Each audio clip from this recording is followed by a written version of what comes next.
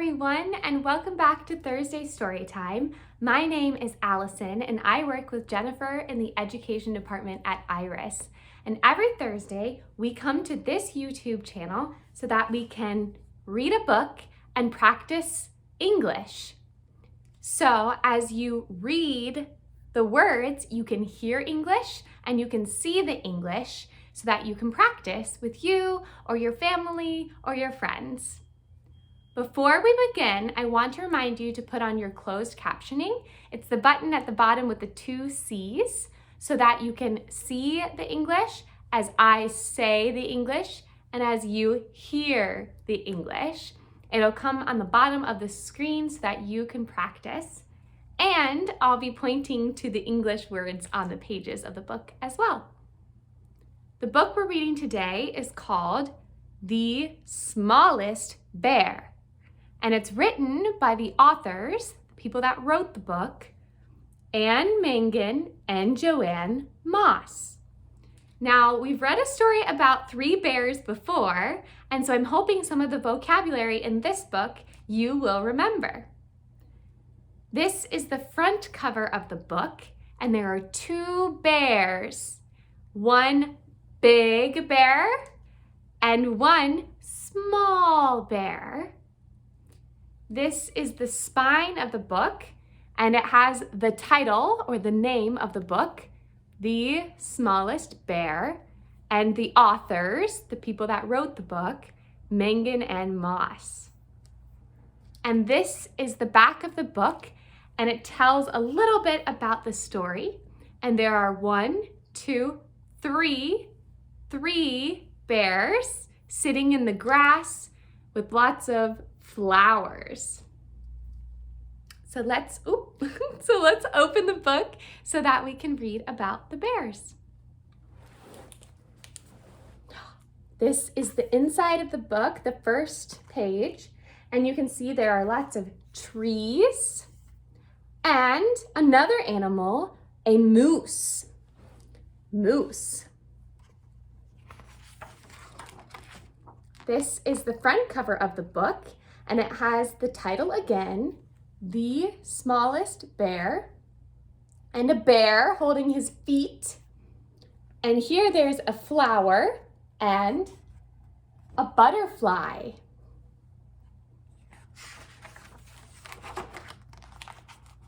There are lots of bears on this page.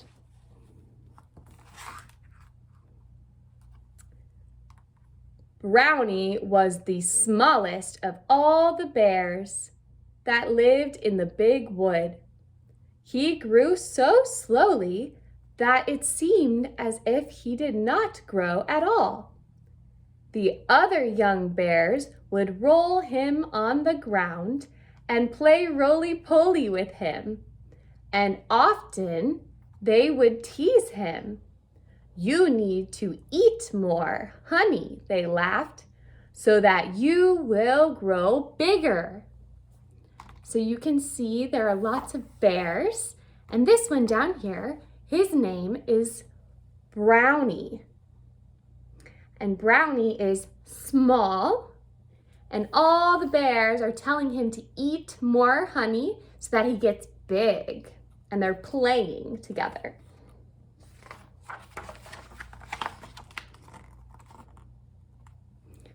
One day, Brownie licked Mother Bear's face.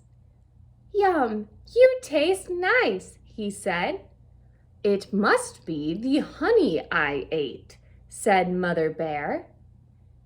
"Can you get some for me so I can grow bigger?" "No, Brownie," said Mother Bear. "Every bear must find his own honey. It is the law of the big wood." So this is the mama bear, and Mama Bear is telling Brownie, the smaller bear, that he has to get his own honey, and then he can eat it and get bigger.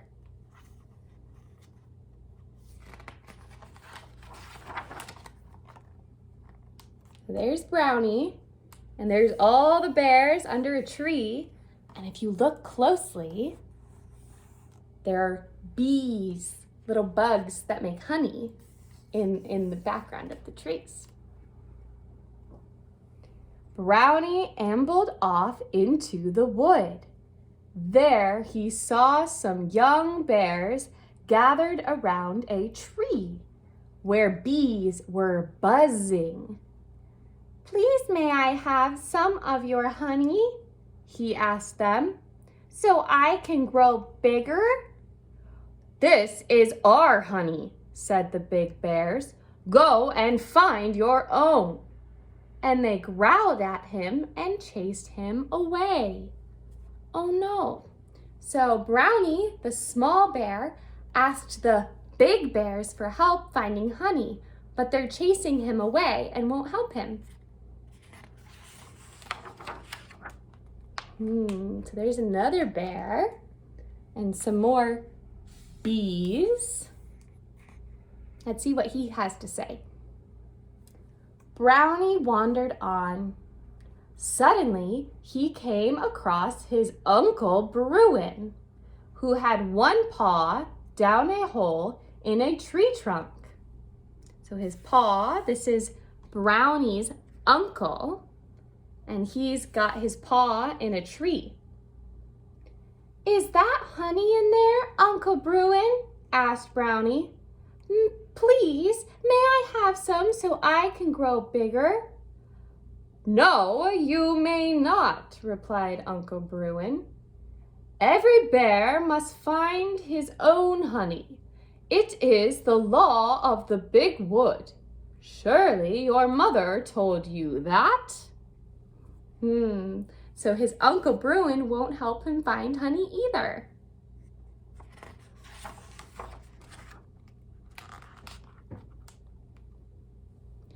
Brownie felt sad. Uncle Bruin was usually so kind. Brownie cheered up, though, when he saw his own friends. "We're going to look for honey," they called. "Ooh," said Brownie, "I'd like that. I want to grow old. Bigger, you see. May I come too?" "No," said the bears. "You're much too small to reach the bees' nests." Brownie didn't know what to do. He couldn't grow bigger if he didn't eat honey. And he couldn't eat honey because he wasn't big enough to climb the trees.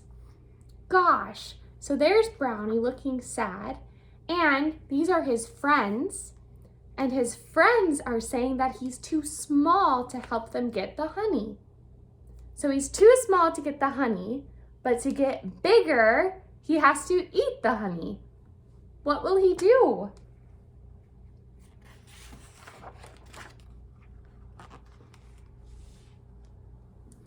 Just at that moment, along came Mr. Moose. He was another friend, and he was big. Surely he must know how to grow without eating honey. "How can I be as big as you?" asked Brownie. "Some of us are big and some are little," said Mr. Moose, and without saying another word, he strode on, with his antlers touching the branches of the trees. "Well, that's not much help," said Brownie to himself. So the moose wasn't helpful either, and he's walking away, and Brownie looks sad again that he can't help him either.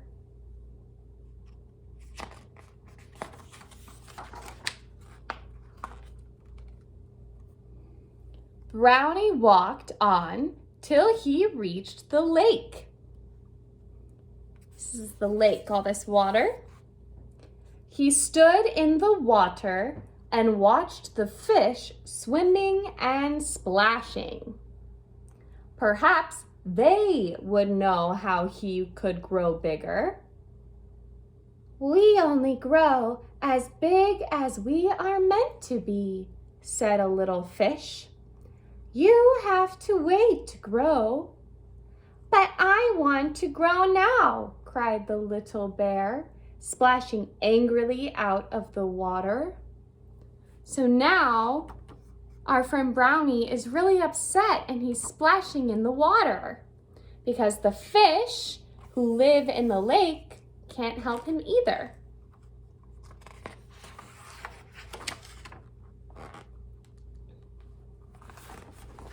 There we go. Brownie stood under a tree by the shore and, taking hold of one of the lowest branches, he began to stretch himself. "This will make me grow a bit bigger. Then I'll be able to get some honey and grow bigger still," he said to himself.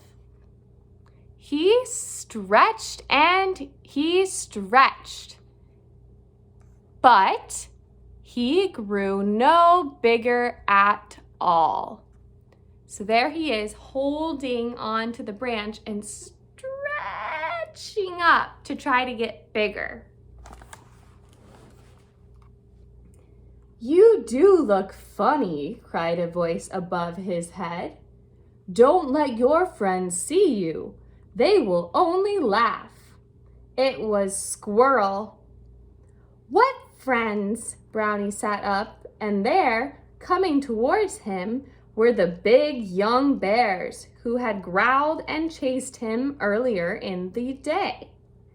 So there's the squirrel, and you can see all the bigger bears from the beginning of the book are coming toward him.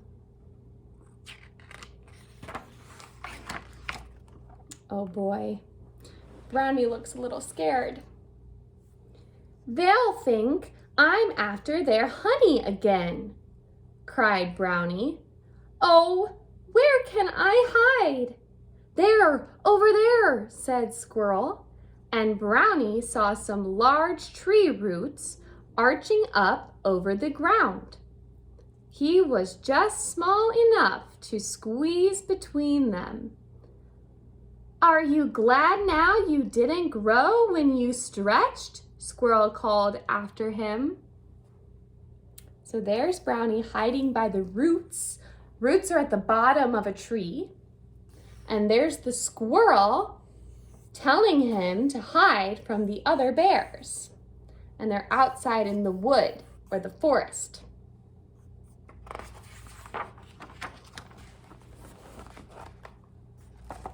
Brownie pushed his way through roots and branches, through briars and tall weeds.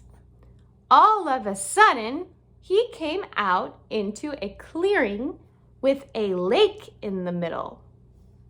The sun shone between the trees, and there were butterflies and ladybugs and dragonflies and bees. And where there are bees, there is honey. So there's Brownie, and there's a butterfly and dragonfly like this, and ladybugs, and if you look very close, bees. And bees make honey. So there's the lake, flowers, and some trees. It's really beautiful where Brownie found himself, and he found bees. Look at that. The bees kept their honey in a tiny hole between tree roots, just big enough for Brownie's little paws. He scooped some out, and he ate